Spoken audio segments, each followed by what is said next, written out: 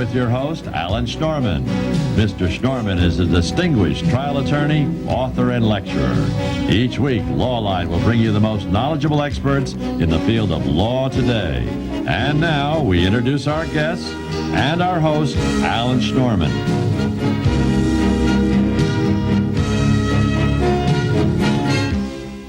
Welcome to Lawline.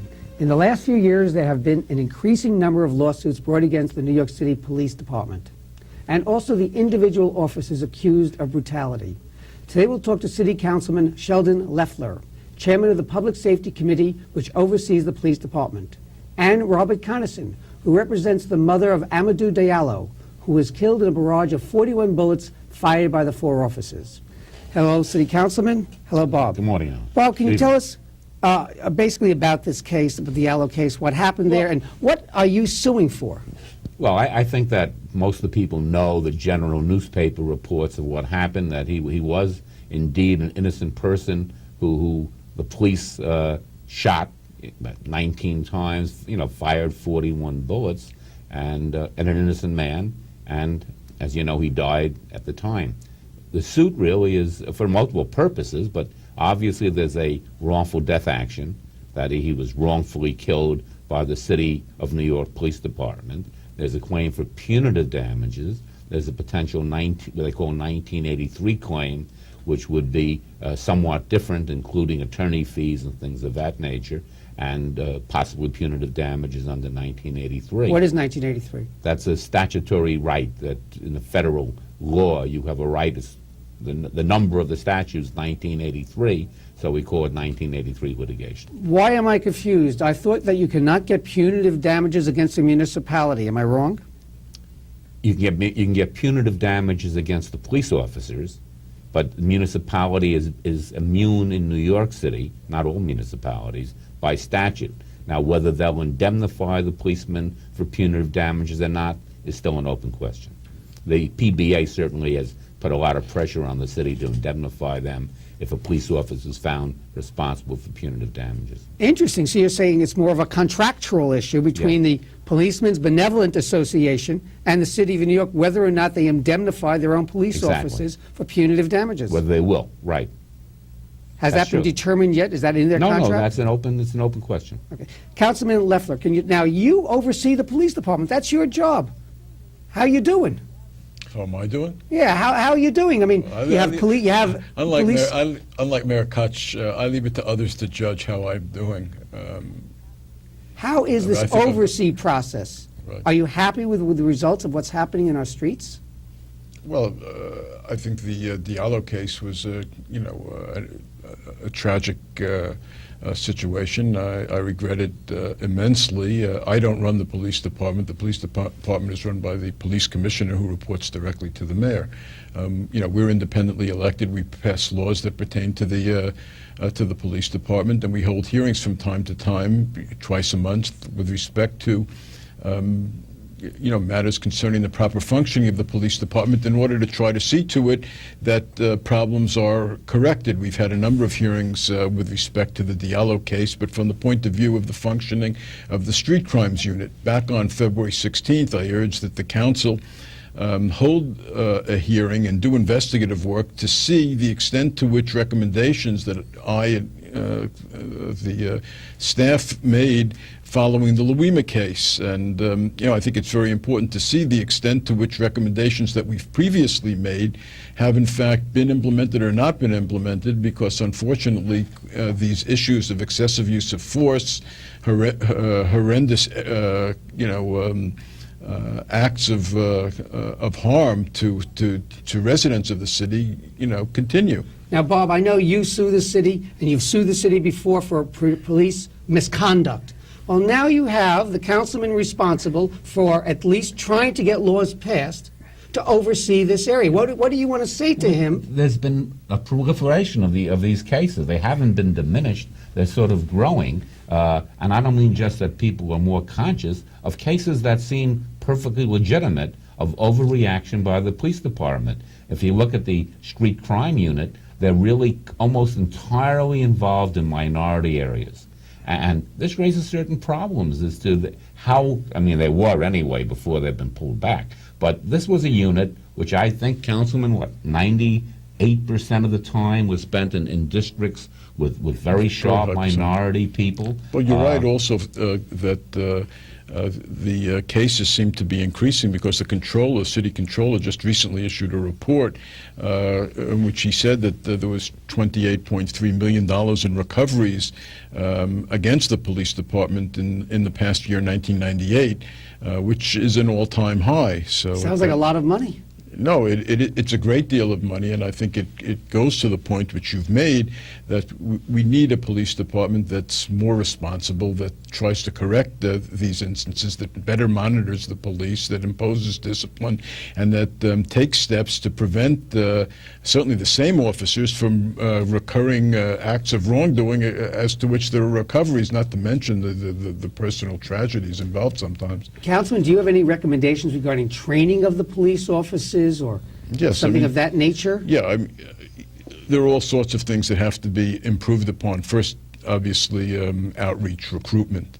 And then training has to be improved. In fact, the council in this year's budget funded a consultant, an outside consultant, who will make recommendations with respect to improved training in the department to reduce instances of excessive force. And what about the street crime unit? What were your recommendations regarding that particular unit?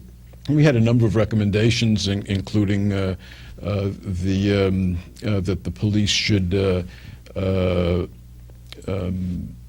wear uniforms, that there should be a reduction in the instances of stops and frisks, which seem to, as you said, be done most of the time without any finding of wrongdoing by the person who stopped, or even any question of threat to the police officer. There were all too many cases of... I'm sorry, Councilman, but why aren't the police being trained and given weapons which could stop people who may be assaultive or crazy or attacking, but not dangerous to life?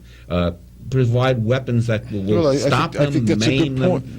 But we emphasize more quicker bullets, more dangerous I think weapons. that really came to light with the instance within the last week of Gideon Bush in Borough Park. I thought there that killing him was extreme, not I didn't think really necessary, that there ought to be better means of restraining somebody, and there are other means. The police said that they tried pepper spray, it didn't work, but that doesn't mean they had to escalate it to 12 or so shots.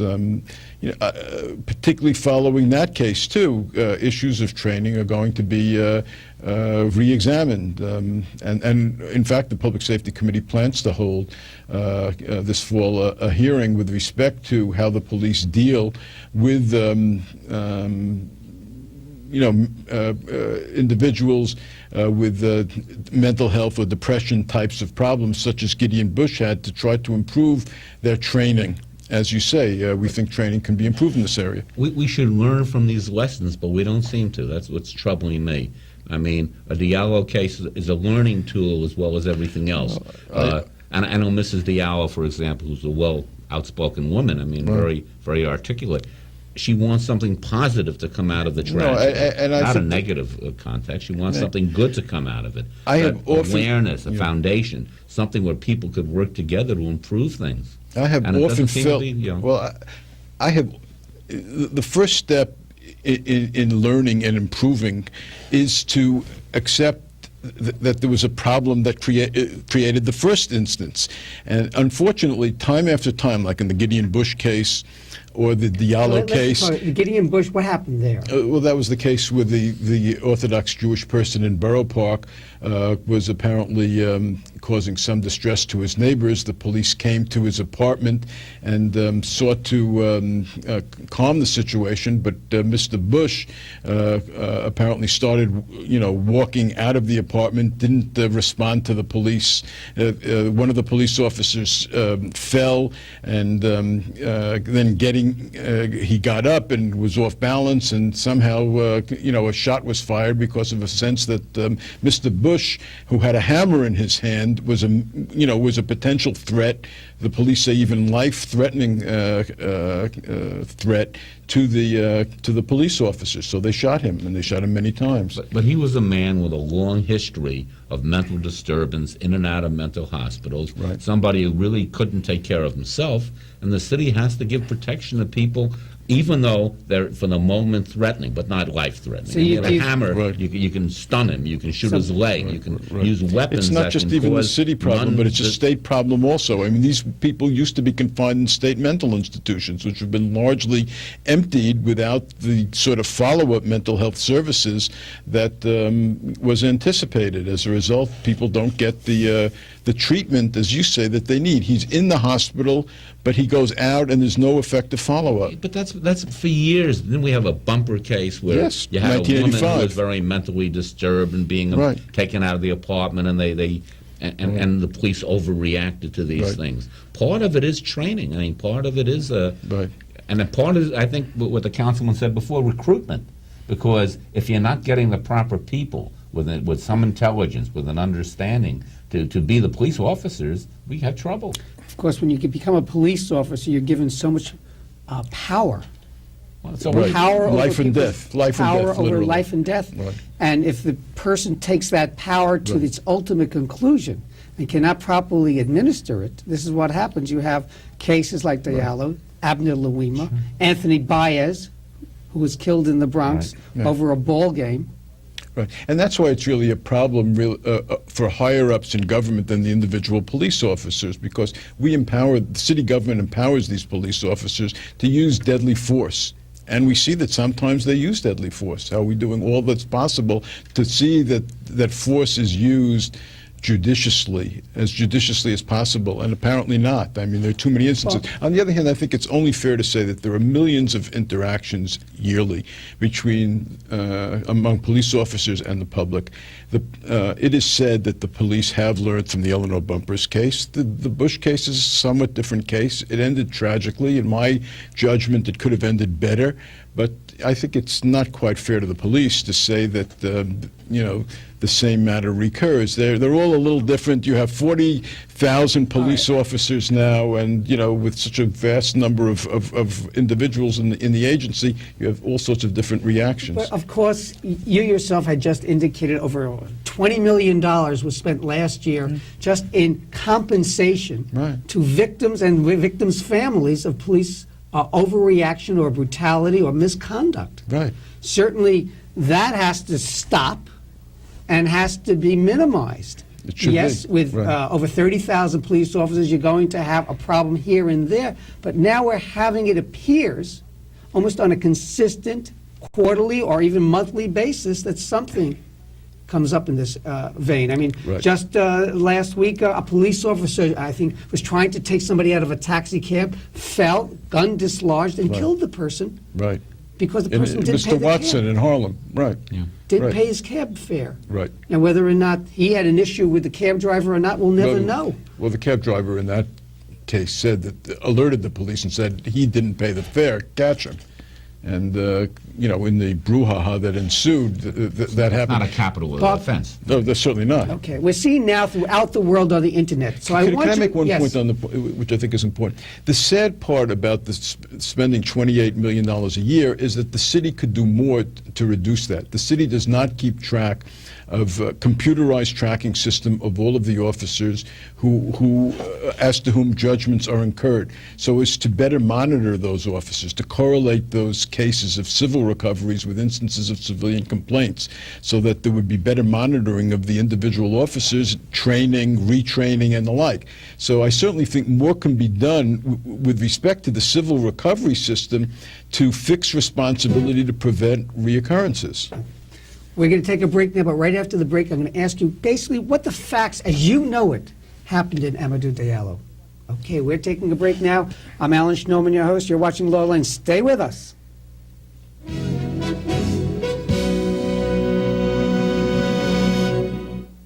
Out! Out! There's no ways out! It's impossible! Actually, Coach, it's not. See, Jimmy had to travel a distance of 90 feet. He reached an average speed of 15 miles per hour. The ball left 2 seconds later than Jimmy and had to go 1.5 times the distance. If education is important to you, talk to your child's school about raising academic standards. Call 1-800-38-BE-SMART for a free booklet and be a big league Thus parent. enabling it to reach the destination at a much quicker rate. Did you factor in the wind speed? Your parents are always bugging you to get out of the house and get some exercise. But you've got your own way of doing things. You're your own person. You don't need to follow the crowd or the rules. And the last people you want to be like are your parents. Johnny, tell them what they want.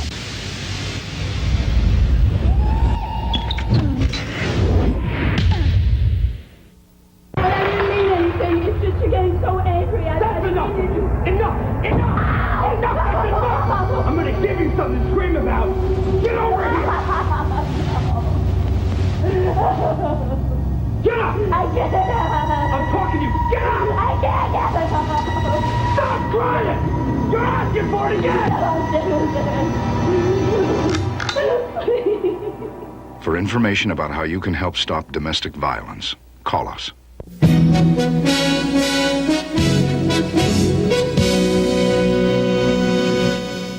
Hello, you're watching Lawline. We're talking about police misconduct today. We have City Councilman Sheldon Loeffler and Bob Conason, who represents the Diallo family regarding the death of Amadou Diallo. Now, tell us, Bob, the facts that are reported, like by the newspapers, what were the facts on the Diallo case? It seems to be, and there's a lot more investigation that has to be done. There's a criminal trial pending that's going to start in January. Against the officers Against the involved, officers, the four criminal, officers. Right. But Mr. Diallo was a young 22-year-old man who came here from Africa really to seek an education, comes from a very educated family and bright people, was working here temporarily, trying to get into school to start his education and his livelihood and build his life. Not with a great deal of money, living in a poor area in the Bronx, and obviously was mistaken by a group of police officers as some suspect they were looking for. And instead of stopping him and questioning him, he had done nothing wrong, a totally innocent man. And they fired 41 bullets at him. But they must have had a reason they fired. Something must have happened. Police officers just don't... We don't know exactly because you get different stories. It was obviously an overreaction. They were looking, they say, for a serial rapist who had been in that area. And when they questioned him, he allegedly turned around quickly. They say, and I have a lot of doubt, that they thought he had a weapon, which he absolutely did not. And when the first policeman fired, the rest followed suit. And 41 shots were fired at a guy with no weapon, perfectly innocent man, decent human being who had no reason to be even questioned by the police, much less Is it shot reported by that he them. pulled out something that looked like a weapon? You see a lot of reports, and I think when the criminal trial starts, we'll see which are backed up by evidence and which were really surmised. And what are the officers being charged with? Charged with homicide. It's a different murder. form, manslaughter, yeah. It's a manslaughter. Now, I know you filed a notice of claim with the City of New York on this case. Is that correct? Or you intend to?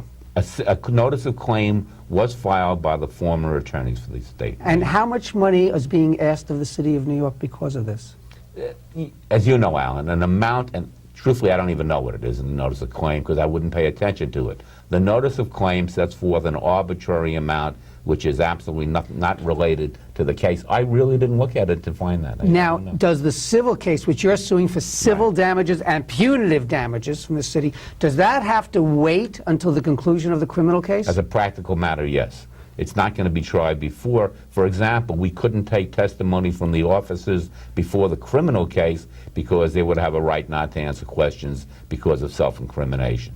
So to a great degree, our efforts are stymied as far as an in-depth investigation. Now, Councilman Loeffler, you're a public elected official of the City of New York. How do you feel about something of this nature? There's a lawsuit? I felt terrible about it as soon as it happened. I thought it was really a great tragedy, a great misfortune. He seemed to be, as you said, a fine young man working very hard. He could have been my grandfather. I mean, you know, somebody who came to this country as a very young man and tried to make his way and then could have had a fine life. His parents, your client, seemed to be good people. So I felt that, you know, it was, you know, it's a tragedy. It's very unfortunate. But what we want is something good to come from it, Alan. And really, like, we've started an Amadeo Foundation, which former Mayor Dinkins is chairperson of, with an effort to do something now, not only for Africans who come to New York, but for all minority people. And we're looking for aid, not as a crusade, but it's something positive instead of negative to come out of it. So it's easy to be critical of the police department, but what we want to do is constructive ways to improve the situation, yes, but, you know, as opposed to destructive ways. Looking at it from another point of view, you have millions of dollars being spent by the city of New York. You have the Diallo case, which I'm sure will be, they'll be asking probably millions of dollars from the city of New York. I have little doubt about that. I'm sure. On the Abla Louima case, I read they asked for over $100 million. I thought it was $400 and some odd million. Maybe Some with the punitive some damages. very large an sum. enormous amount of money. And they say that's because of the punitive aspects of the crime. They've already been convictions.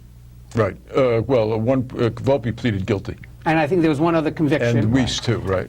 No, I don't think Weiss was innocent. Schwarz was convicted. Schwarz. And I can imagine that the city has little or no defense other than that these officers acted without their authority. Well, I don't think there's any defense in that case. They're in the scope of employment. Whether they exceeded their authority wouldn't eliminate liability on the city's part. So, you know, from the point of view, don't you think, would you advise the Corporation Council to try to settle these matters and try to move on? Well, I'm sure the Corporation Council is considering all possibilities, including settlement of the cases. You know, it should be pointed out, the taxpayers of New York City are paying for this. All the hardworking people who basically, you know, finance the city's tax system are paying for this, and that's another tragedy. I mean, people don't have enough service now.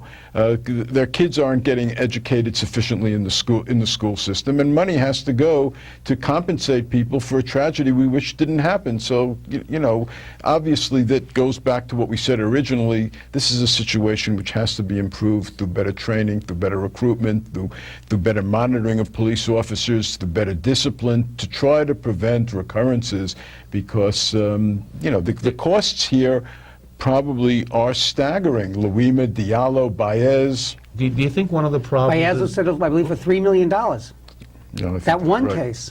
Do you think part of the problem is that the police are so fearful today, or have gotten an atmosphere of fear that they're fearful and they're overreacting? I mean, I've never seen as many bad, really clear-cut police brutality cases as we're seeing today. And it includes prison guards. Yeah. We're seeing more of that case out in Nassau. We're seeing prison guards, people of authority, maybe in fearful situations, have to be trained not to overreact to the situation. That doesn't mean that policemen don't have a very difficult job. I think we're all appreciative of many good policemen and many good things that come out of good police work. But we have to realize we've got a major problem that needs to be addressed. And we're not but there are each case stands on its own. I mean, the officers as to whom there's hundreds of millions of dollars being sought in the Louima case, they were not afraid. They basically had complete control over him in the police station. That was a sadistic kind of right. So, you know, it varies from time to time. But I do think that fear, you know, by the cops, you know, is part of the equation here. And in fact, one of the things the police, you know, unions say is that if you're too tough in monitoring this and disciplining in this area, you're really penalizing the officers, and they're not going to be acting as proactively and aggressively as cops because they're too fearful of what the consequences are going to be. But there's a balance. We want good police. We want policemen who do their job properly. But you can't have these gross abuses. And I must say, it's not just a New York City problem. Right. We see it in Nassau County. We certainly see it in New Jersey. They just indicted some troopers in New Jersey. I saw it in today's newspaper. So it's not just a local problem. Let me say, I agree with your point completely. I think it really is a matter of balance, and I think more balance needs to be exercised in New York City in terms of protecting the rights of the residents and the concerns of the residents and trying to avoid these egregious instances. Now, I know. It happens in minority areas primarily, and that's another very hard. What's the status? I Although know Mr. years Bush, ago- for example, is white, so it happens everywhere, but predominantly minority, I agree. What's the status of the Civilian Complaint Review Board? I mean, it was started years and years ago with big fanfare that at least the citizen would have a forum Right. to have their grievances against the Right. And in police, fact, in 1992, the Public Safety Committee passed legislation which completely took the police department out, the Civilian Complaint Review Board out from operation under the police department. All of its employees now are independent of the police department. Most of the members are no longer police employees. The thing, though, is the Civilian Complaint Review Board only makes recommendations with respect to individual complaints. It is the police commissioner who imposes discipline. And, you know, during the Giuliani administration, most substantiated complaints by the Civilian Complaint Review Board have in fact not led to meaningful discipline, although the percentages of discipline have increased in recent years. But still, it's ultimately under state law the police commissioner who imposes discipline. So I think there have been improvements in the Civilian Complaint Review Board system, but ultimately what you need is a police commissioner who, in imposing discipline, acts judiciously, holds officers accountable, and is still fair. Unfortunately, the police commissioner doesn't have to even account or explain why he diverged from recommendations of the Civilian Complaint Review Board. But the police commissioner in the case that you mentioned in Borough Park, the Bosch case, he said in his opinion the police officers acted within their authority. Right. He did. You disagree with that? Based on what I know so far, that is not my judgment. I think what the police commissioner said was they acted in accordance with police procedures. Well, and if that that's means they did a good job. No, not necessarily. I think what we have to do perhaps is look at the police procedures for dealing with the mentally depressed people, and perhaps they should be strengthened.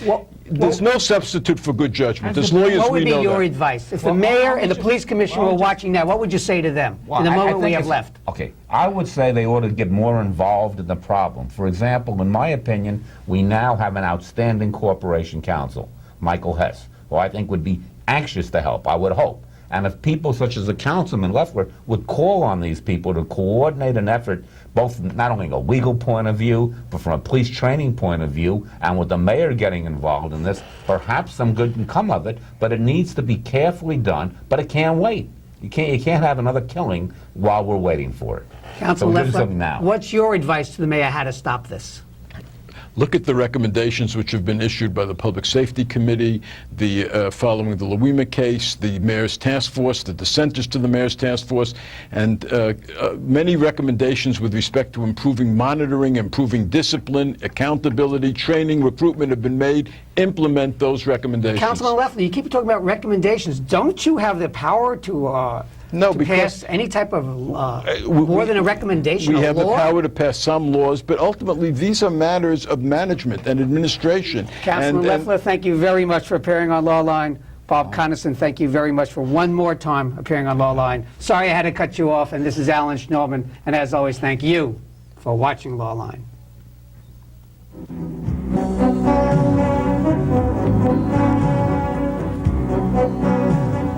You have been watching Lawline with your host, New York trial attorney Alan Schnorman. Mr. Schnorman will be back with you next week at the same time. If you have any questions about this week's program, please write to Lawline, 63 Wall Street, New York, New York, 10005, or call area code 212-432-9111.